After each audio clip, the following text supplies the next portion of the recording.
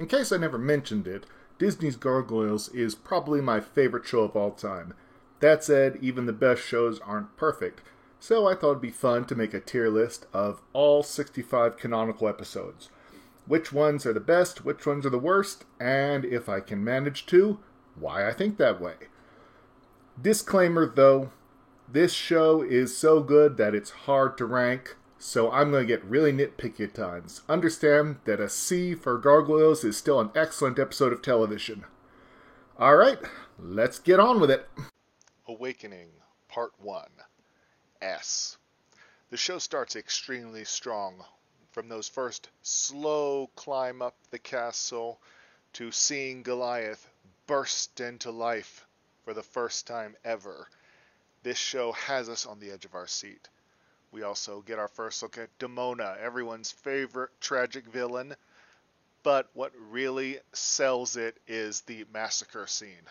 No one expected something this dark in a Disney cartoon, and so right away we know we're in for something special. Awakening Part 2, S.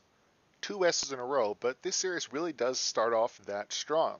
We get the final act of our Scottish tragedy, not the last of those in the series, and then we have what could be a jarring jump to the present, but fortunately we are brought along by the enigmatic Xanatos.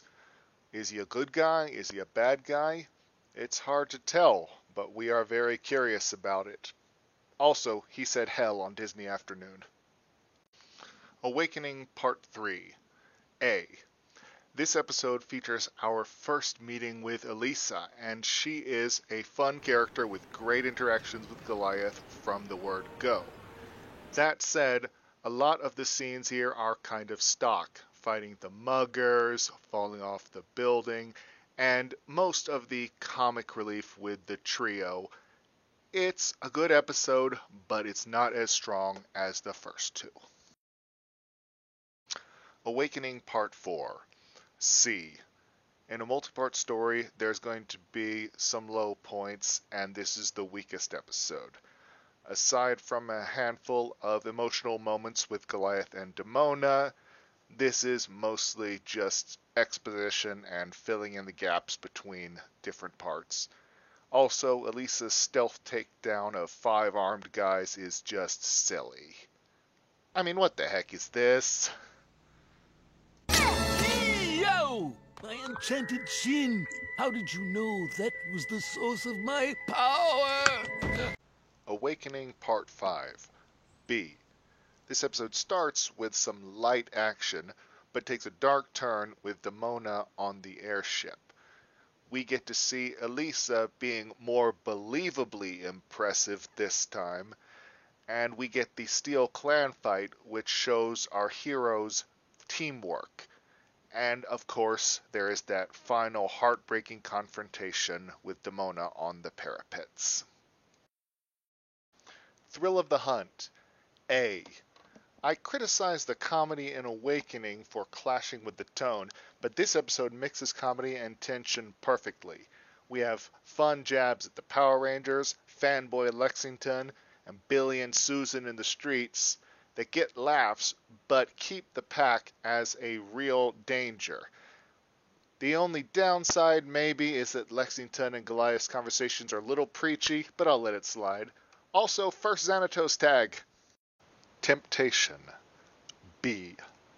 The first act of this episode would be an S. All of Demona and Brooklyn's dialogue is perfectly written. But after that, I think Demona's plan just kind of underwhelms me. Maybe this is hindsight bias from how big her stories got in the future, but turning Goliath into a zombie, it's just not that impressive. Oh well. Deadly Force, S. The episode the censors didn't want you to see, literally. This episode contains the scene, but it's not just shock value. There's also a lot of fleshing out of Elisa's family and the police world. Dracon is not the best antagonist, but I think it's important to have some villains in a superhero show who are more mundane. And we get the beginning of the friendship between Elisa and Broadway. This one is top-notch. Enter Macbeth. A. This introduces my favorite character who makes a strong impression right from the beginning. What is this guy's deal, we want to know, and it's kind of surprising to look back and see how much a villain he was at the beginning. We also have a nice plot about the gargoyles getting a new home. This episode has infamously bad animation, though honestly I had to look to notice it, so that's why I'm not taking off too much. The Edge. C. This is the polar opposite of the previous episode. It has some gorgeous animation, but almost no story. It's basically just one long fight scene between the gargoyles and the robots. That said, we get the first look at Xanatos' armor and the first appearance of Matt Bluestone. Also, I laugh out loud every time Goliath smashes the lamppost. Long Way to Morning. B. This one is similar to Temptation, but I like it a little better. I like the reverse ticking clock gimmick, and I like the intertwined storylines between past and present. We get a good look at Hudson's insecurities, as well as Malcolm's microaggression that contributed to Catherine's fear of gargoyles. This one is also notable as it's the first appearance of David Warner's Archmage, who we'll talk a lot more about later. Her Brother's Keeper. B. This episode goes heavy on the theme of siblings, and it does it pretty well, with Derek and Elisa, with the trio, and even with the villains, all wrapped up in a nice, fun, overly complicated Xanatos plot. What doesn't work so well is the stuff with the helicopter. Gargoyles had a toy line, and most of the time it was pretty organic, but this feels really forced. Reawakening. S. I was planning to give this one an A, but on rewatching I can't find any flaws. We get little moments for every major character. We get Xanatos and Demona have some great chemistry working off one another. We get our first introduction of Coldstone, who leaves a strong impression. Even the comedy bits are pretty good. This is a solid episode, and it would be a great place to end the series if that had been what it came to. Fortunately, we got another 52 episodes to go. Leader of the Pack. D. Season 2 starts with a dud, as even more so than The Edge, this episode has no plot, just one fight scene after another. They attempt to follow up Lex's arc from Thrill of the Hunt, but it comes off a little shallow. There are a few clever lines and character moments. I like this one sequence with Hudson, and I guess the Xanatos tag is pretty nice, but overall, this is a mostly forgettable episode. Metamorphosis. B. I like a lot about this episode. We get our first appearance of Savarius, played by the wonderful Tim Curry, and more Elisa Derek stuff. We also get the first appearance of Horndog Brooklyn, and the saddest ending of any episode. What don't I like? Mainly the pacing, I think. Especially during the infodump scene at Ginutech. It feels like we're rushing to hit the plot beats as quick as possible. Legion. C. Every 90s cartoon had to have its virtual reality episode, and for younger viewers, trust me, they could get a lot sillier than this. That said, it is still kind of silly. The good stuff is the interactions between Othello, Iago, Desdemona, and Goliath. Also, Matt being a friendly antagonist. But otherwise, there's not much to this one. It's pretty standard. Also, do Matt and Elisa seem a little off-model to anyone else? A Lighthouse in the Sea of Time. B. Message episodes have a bad reputation, but this one is pretty solid. The idea of literacy is tackled from the unusual adult perspective. Jeffrey Robbins is a great character and has nice chemistry with Hudson. Macbeth comes back and is still a villain, but we get the sense there's a little more to him. The main downside of this episode is the subplot about Goliath annoying Owen goes nowhere, and also there's a weird plot hole where Robbins says Linux McDuff sounds like a fake name and then looks it up in the phone book. The Mirror. A. Oh, this one's going to get me in trouble. Tons of people, including Greg Weisman, call this the best episode of the series. I think about it, and I think of the fun banter between Puck and Demona, the comedic magic fight at the conclusion, and the adorably awkward Goliath and Elisa scenes. All great stuff. That doesn't start until Puck shows up. But first we have a heist sequence that's fine, and then an exposition dump. This episode doesn't really get going until Act 2. Also, the conceit that no one realizes they've changed form is very clever, which is why it's so disappointing when the clan gets turned human and figure things out in 2 lines of dialogue. Seems like the writers broke their own rules to wrap things up. I'm accentuating the negative because everyone knows this episode is great, but for me it's just a notch shy of perfection. The Silver Falcon. A. This episode stands out for being the first one with no Goliath. I really like this noir-inspired mystery story, and I like that we see more of Broadway's relationship with Elisa. I was tempted to give this episode an S, but I want to save those for episodes with big emotional moments, and there's nothing wrong with having one that's just light and fun. I will say that I get very anxious during the final bits with Elisa climbing on the edge of skyscrapers, though. Eye of the Beholder. S. Now this is my choice for best one-shot episode of the series. It's pretty wild that the protagonist of this ep is the villain of half the others. We get to see Xanatos truly vulnerable for the first time in this series, and I never really believed he loved Fox until he willingly gave up power for her sake. And in parallel, we see Elisa and Goliath have some deeply romantic moments that neither of them are ready to admit to. How can you not love that Beauty and the Beast homage? I appreciate the continuity nod with Mr. Jaffe Store and Brendan and Margot. There's also a bit of nice comedy with a plans gag and the trio's interaction with weirdos on the street. Even Broadway's hat-eating gag has grown on me since I read it as anxiety about not being able to help Elisa. Okay, this one shot makes it look like there's no way Goliath could catch up with Xanatos in time to eavesdrop, but that's nitpicky even for me. This is pretty much perfection. Vows. B. This is our first time travel episode, and it's a tragic story of lost love that kinda leaves me cold. Like Metamorphosis, it's too much too fast. There are 2 scene changes in the first minute. It's documented fact that Vows started as a simple story and then had a bunch of time travel stuff shoved in, so it's not surprising that it feels rushed. Everything here works, especially Goliath and Demona playing good and bad angel to young Demona, and Xanatos' strained relationship with his father, but the whole is less than the sum of the parts. City of Stone Part 1. A. City of Stone is a great series, but it starts off a little slow. Nothing bad here. I am fascinated by every moment of this, but not a lot really happens. This is mostly set up for stuff that's coming along. Still, you gotta love seeing Demona causing more problems for herself. What else is new? Though it is nice that she has one brief moment of compassion for her future archenemy. City of Stone Part 2.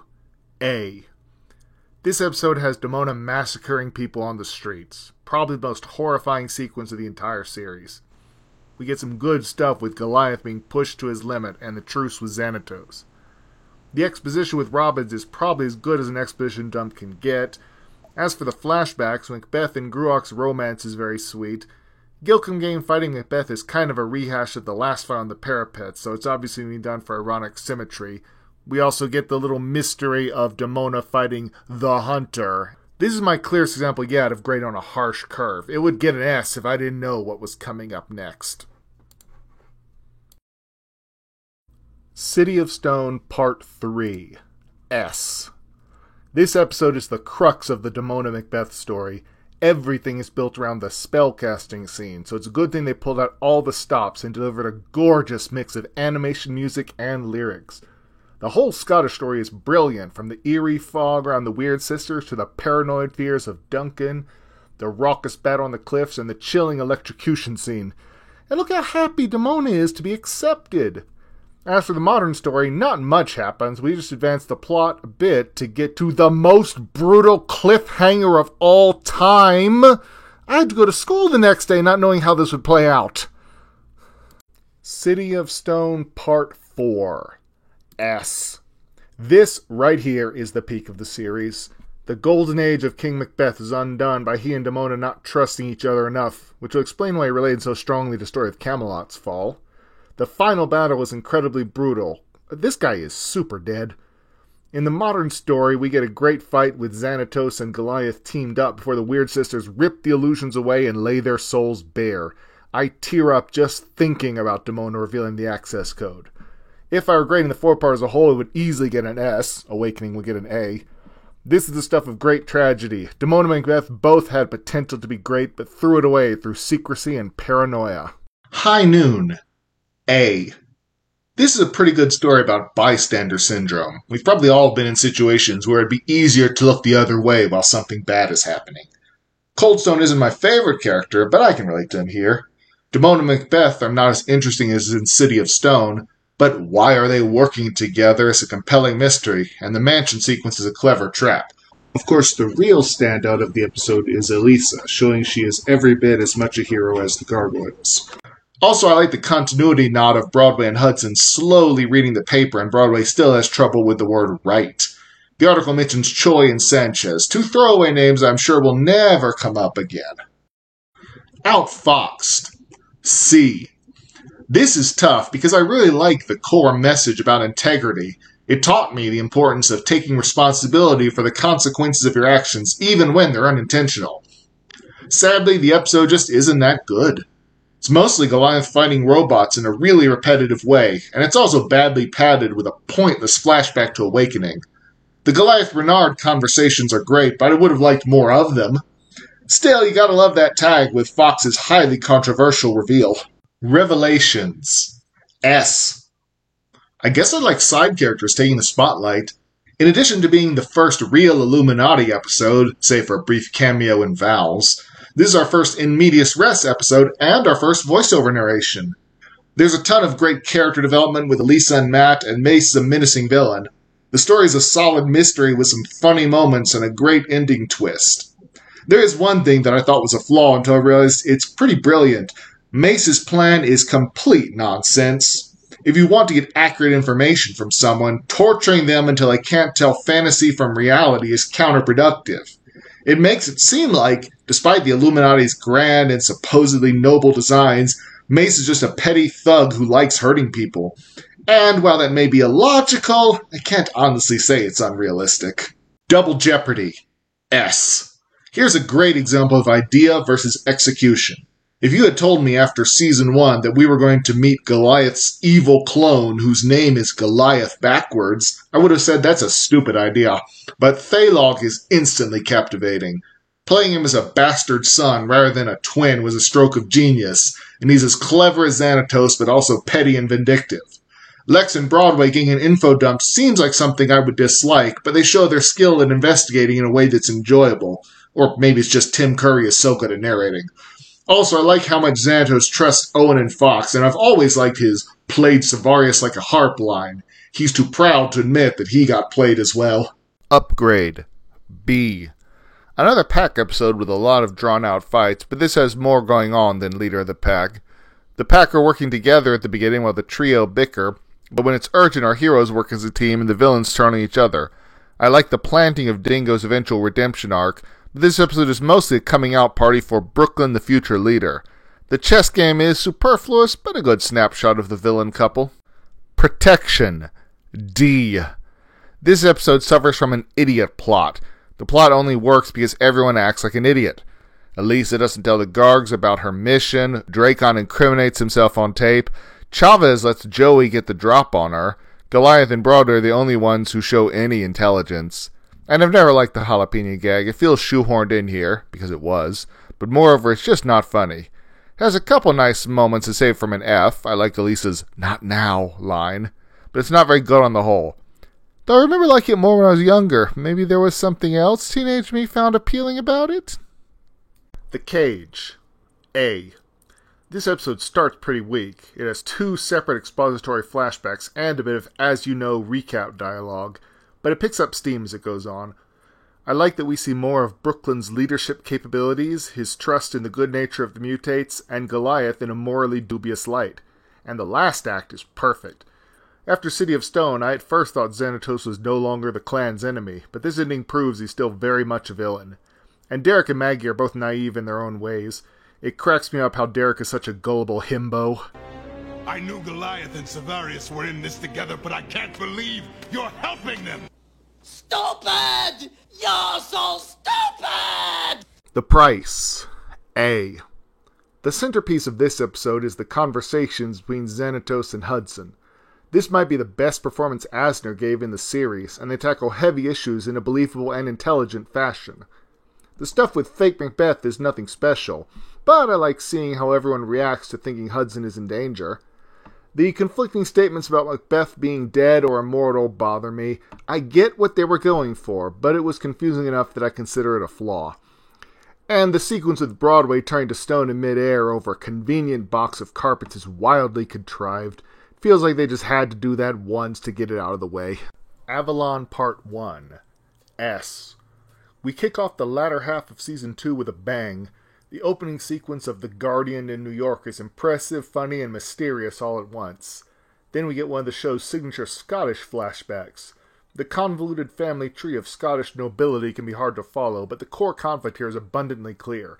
Catherine and Magus are both far more sympathetic than in Awakening, risking everything to protect the gargoyle eggs and thus giving new hope to the clan. Avalon Part 2. D. This episode exists to fill in the backstory of a character we haven't seen in a while. That's true of the last one too, but there we saw a story of power, betrayal, and lust. Here we see a bunch of arrogant jerks mechanically following the motions of a time loop. David Warner talking to himself is fun, but there's no real conflict in the Archmage's story. Aside from a few passive-aggressive snipes, all the characters there want the same thing. So it's not really a story, it's just an exposition dump. I give it points for the first glimpse at the gargoyle eggs being handled well, the reunion with Catherine and Magus, and Goliath's war council. The last-minute addition of the beach fight also helps, but overall this one is pretty dull. Here we are, face to face, my future self and me. Stop it. So much alike, and yet so different. No. One of us messy, the other one clean. Getting along isn't always easy, sometimes we disagree. Quit it. But in the end, we know we're good for each other. Two peas in a pod. Future self and me. Future self and me. Future self and me. Avalon Part 3. A. Maybe you're surprised I give an A to such an action-heavy episode, but it earned it. There was so much build-up that seeing them cut loose and go full action was satisfying. The Macbeth and Demona fights were more mundane, while the Goliath Archmage fight was intense, and the Magus Weird Sisters magic duel was the best of all. They got creative with the magic they threw back and forth, and the Magus has a tear-jerking death scene. This multi-parter didn't build to an emotional climax like Awakening and City of Stone, but it still felt compelling. Overall, probably a B for this trilogy. We now enter the most contested era of Gargoyles, the World Tour. There's a lot of good here, particularly in the way it broadens the scope of the world, but it has some consistent problems. We will often see what I call Circle of Life episodes, where a character must reach the same revelation as Simba in The Lion King. I have an important destiny that I need to accept for the good of my people. There are also a number of episodes that serve as backdoor pilots for potential spin-off series that never got made. Both these templates have the problem that our main characters aren't really the protagonists of the stories. Instead, we have to quickly get attuned to new characters we've never met while our leads act as support. None of this is a deal-breaker, but it comes up often enough that it's worth covering in advance. Shadows of the Past. S. Gargoyles takes a turn to straight horror, with ghosts trying to gaslight Goliath as they travel through spooky caves. There's a good mystery of trying to figure out what exactly is going on, and the Captain Hakon's return is payoff for long-term viewers. We see the first of a nice dynamic between the naive Angela and the more cynical Elisa, and it ends with redemption for the Captain and Hakon in a hell of his own making. This is my view of hell. You trap yourself with none to but hate, but if you can forgive yourself, you can escape. Heritage. C. The first Circle of Life episode, and one a lot of people dislike. I think it only suffers in comparison to later episodes that would do the same story better. I like watching our characters interacting with the new culture and Goliath's too brief hope that they found more gargoyles. There's also good mystery with Raven and Grandmother both manipulating the heroes. The downside of this episode is our protagonist, Natsalane. He's just not a very interesting character, and his pig-headedness all boils down to an impersonal cliche about science versus magic. Taking another pass at the script to give him a more relatable motive could have done a lot to improve this one, but there's enough good stuff with our regulars to save the episode. Kingdom. A. We touch base with the crew back in Manhattan, getting some nice character beats with Matt and Cagney. This episode has several excellent character arcs about the importance of leadership. Brooklyn finally comes into his own as leader with some gentle prodding from Hudson, while Talon has a parallel journey in the labyrinth. I've always liked Brooklyn and Maggie's act in the finale to deceive Fang. I was tempted to give this one S until I remembered the plot cul-de-sac at the Erie building.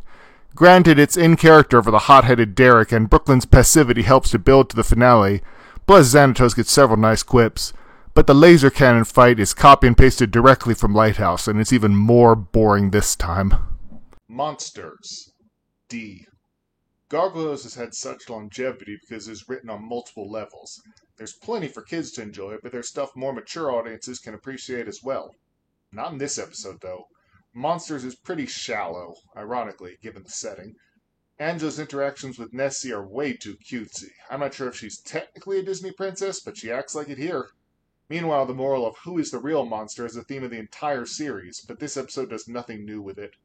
Also, the opening sequence where they're attacked by a sea monster and someone falls in and gets lost just happened in Heritage. The only thing that saves this one is Savarius. It's hard to hate a show with Tim Curry and his tart quips dilute the sickly sweetness. Golem. B. This episode has another reluctant protector, but fortunately Max doesn't waffle like Natsolane did. It's less a matter of doubt than simple insecurity, and he gets over when needed, kind of like Brooklyn in Kingdom. This episode gains power from being grounded in solid history. The depiction of a pogrom is frightening, and the legend of Rabbi Lowe is interesting. I love seeing Renard again in a very different light than last time. His character arc fits him, though it is pretty rushed. I'd like to see what drove him to this desperation. And Brode is a pretty good villain for a petty criminal. This is one of the better Circle of Life eps. Sanctuary. S. If you're going to make one of the most romantic episodes of the series, why not set it in Paris? Macbeth has certainly been taken in by the city and Dominique, the man likes a redhead, and it's nice to see him begin his redemption arc. Thalog makes his triumphant return and proves he's even more conniving than we knew with a brilliant plan to manipulate both Demona and Macbeth. Only Elisa's detective work and quick thinking saves them. But the heart of the episode is Goliath's conflict with Angela. He doesn't know how to be a parent and handles it badly, and it's impressive that the story ends on a bittersweet note, leaving the resolution of this subplot for another day. MIA. A. The Battle of Britain episode gives us our first confirmed gargoyles outside the main cast, and it gives a pretty solid time travel story. The plot moves like clockwork for the first two acts, with a bit of mystery that's resolved through the Phoenix Gate. The philosophical debate over the need to stand up against political violence makes this the most overtly political episode of the series. That said, I think it drags a bit with all the near-death experiences, and Leo Anuna's face turn comes a little too suddenly for me. It's similar to the Captain in Shadows of the Past, but I only just met these two. But I love the ending, in which the anti-immigrant gang is tied directly to the Nazis. You know these guys voted for Brexit. Grief. A. This is a solid one-shot story about the nature of death itself. Our heroes are largely sidelined. The real stars are the two Tonys, Shaloub and Jay, plus Jackal turns out to be much more cruel than we have previously seen. The core story is around these three, and the plot has to work to give the others something to do. The fight between the gargoyles and the pack doesn't really go anywhere. Also, the stakes are too high here. I tend to think world-threatening plot should be saved for multi-parters. This one shot likely kills more people than all of City of Stone. The Hound of Ulster. D. This is probably the most formulaic of the Circle of Life episodes. Rory and his dad speak entirely in cliches, so we know so little about Rory that it's hard to sympathize with him. The idea of the Banshee disguising herself to manipulate him isn't bad, but the execution is unsubtle and their fight at the end is rote. Her torturing the heroes isn't much better. It's scary for a second, but gets old fast. That said, doing a Bronx episode at all was unusual, and Bronx's interactions with Rory are cute, saving this episode from a complete failure. Walkabout. A. Gargoyles takes on the Grey Goo scenario. The Wikipedia wouldn't let me add this as an example. They said it doesn't count if there's an intelligence behind the goo. Like Grief, this one has very high stakes, but the tone is quite different. This is probably the campiest episode of the entire series. Fox trying to take over the world with nanotechnology feels more cliched supervillain than I'd expect from her, and Dingle explaining Law and Order to Matrix is goofy, but for once I don't mind. Dingo's redemption really works here, and since he started out as part of a campy superhero TV show, it fits that he's taking on that role for real. Some of the story beats feel incongruous with the larger world, but it's a lot of fun while it lasts. Mark of the Panther. B. LeVar Burton guest stars in this episode that explores Elisa's African roots. Everyone loves Diane's telling the story of Anansi through an animation shift, but the focus of the story is the parent-child relationship. Angela makes a lot of snarky comments that are annoying, but in a way that feels real, and Goliath is suitably polite when meeting his future mother-in-law. I might say one speech from Diane shouldn't be enough to change his mind, but I suspect he'd been thinking he should change his behavior and the speech just pushed him into where he was already headed. Anansi himself is pretty good, but Farah, Maku, and Taya aren't as strong. The ending is highly controversial. I like that Taya forgives Farah, but I don't think they should have ended up as a couple. Pendragon. C. This is one of our backdoor pilots, and it's built as a pastiche of medieval quest narrative for King Arthur. Griff is a good companion, and it's nice to touch base with Manhattan Clan, and it's interesting to see Macbeth as an antagonist but not a true villain. He has a legitimate claim, but doesn't really want to hurt anyone, though his henchmen clearly didn't get the message.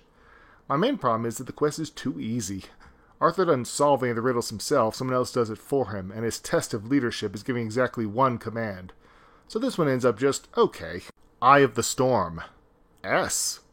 I did not expect to give this one an S, but everything about it works. I like stories about heroes who fall to temptation and become the worst versions of themselves. In particular, this reminds me of my favorite episode of Darkwing Duck, Time and Punishment. My protection is withdrawn. It is my wrath you must face now. That isn't a list of criminal tendencies. I don't know what is. There's no reason why I shouldn't blast you into a smudge. Tyrant Goliath is genuinely scary with the way he flips from condescending protector to cruel disciplinarian. Odin is similar to Macbeth in the last episode, where he has a legitimate claim that brings him into conflict with the heroes, but in this case he's the one who escalates the situation. And for once, this isn't a Circle of Life episode. Our guest characters are just friendly civilians with a lot of charm. Angela's ploy at the end is perhaps too quick, but it doesn't bother me. Goliath has a good heart, which allowed him to reject power when the consequences were made clear to him. The New Olympians. F. This was another backdoor pilot for a spinoff, and it has potential. The problem is that the concept is really big and kind of weird, so how do you cover it in 20 minutes?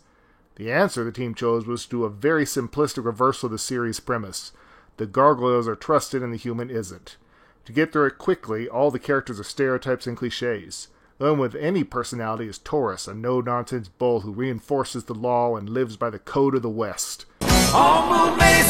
He gets a brief moment of bonding with Elisa before falling into a trite revenge plot against Proteus. A good voice performance for a forgettable villain.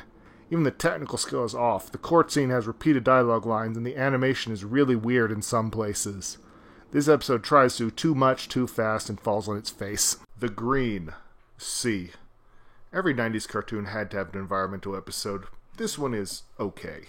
I give them credit for trying to show nuance with the subsistence farmers and Elisa's opposition to vigilantism.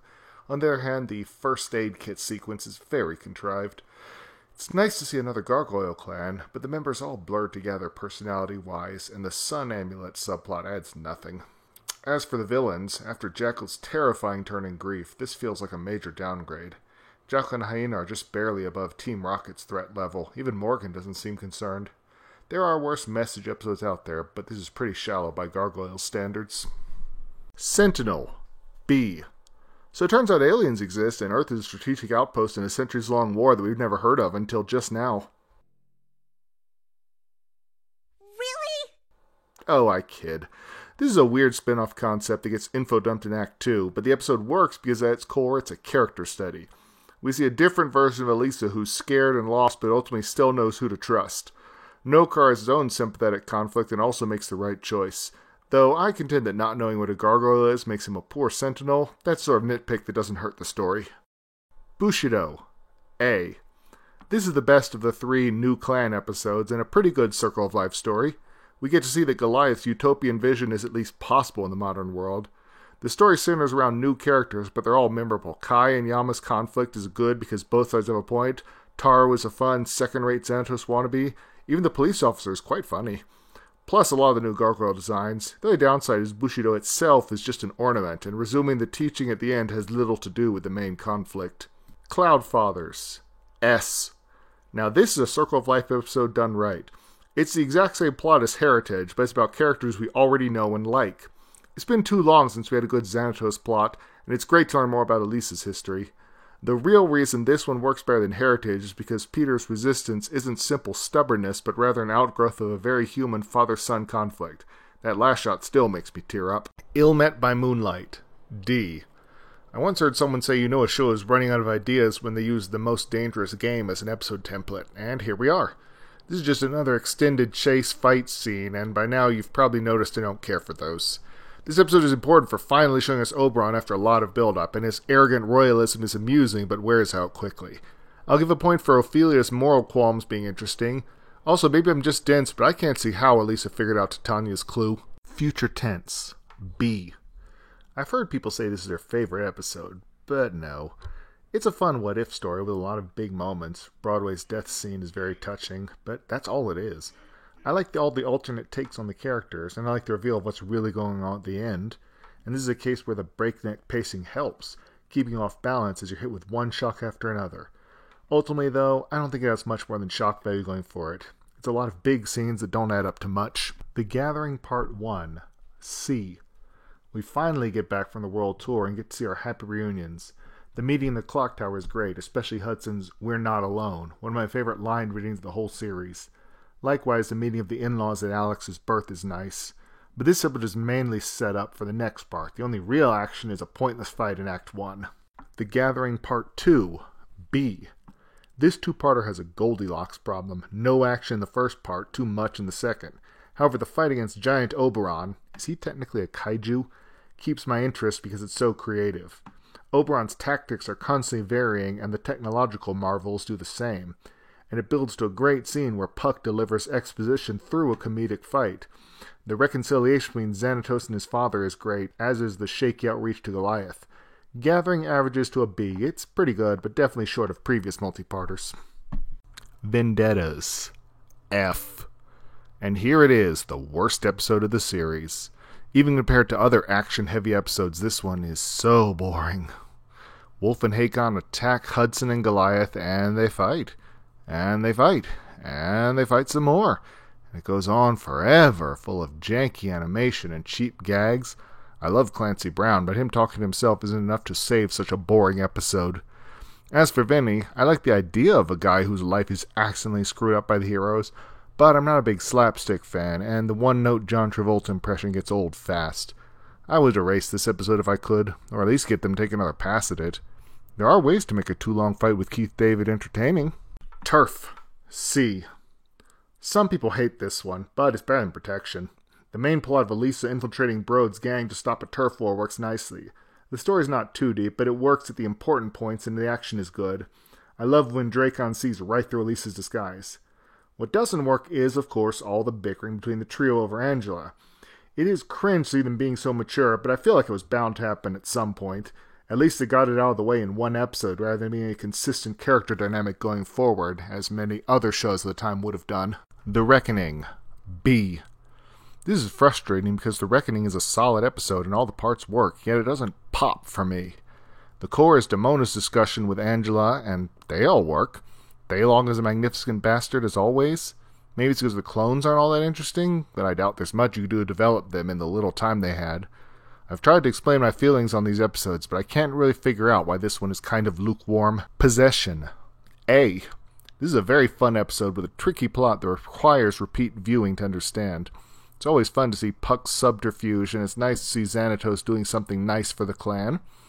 Alex getting a magic lesson is a charming premise, and I give big props to the animators for how cute Alex in Lex's body is.